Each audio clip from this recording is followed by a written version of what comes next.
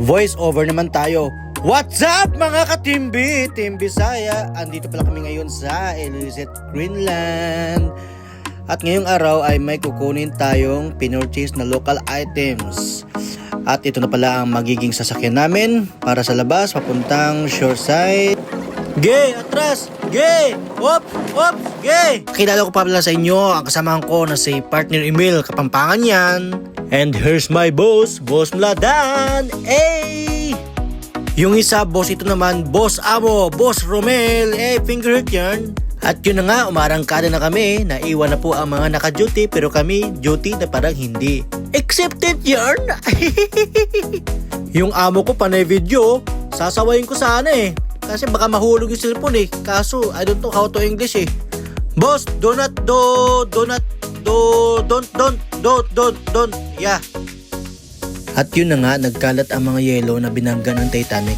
Kasalanan kasi ni Rose yun Kung hindi niya nilalandi si Jack hindi sana sila mababangga sa yelo O ito pa parang babanggain pa kami easy, kabig.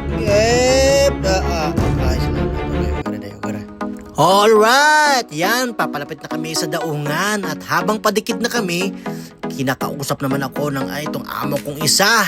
Syempre, napapasabak tayo. Don't me dong. Because before my company, there's no requisition, just if they took what they want. Yeah.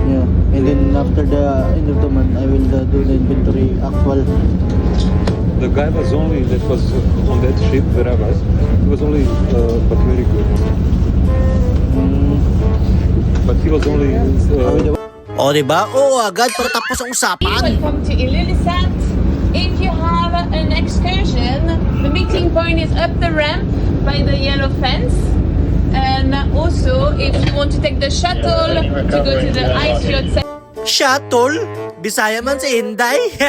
Alright! At yun na nga, nakababa na kami at papunta na kami sa aming truck.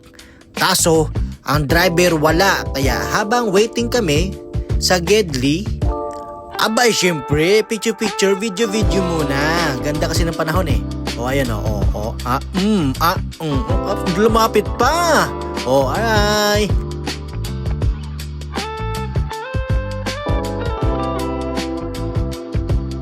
Pero alam nyo mga katimbi, kung meron lang akong ganito sa atin, sigurado, ibibenta ko rin. At ito na nga, fast forward, nakuha na namin ang mga epektos with poging Kapampangan, Ojo Kaluguran ka. At yun lang mga katimbi, Team Bisaya. Salamat po, Maurato.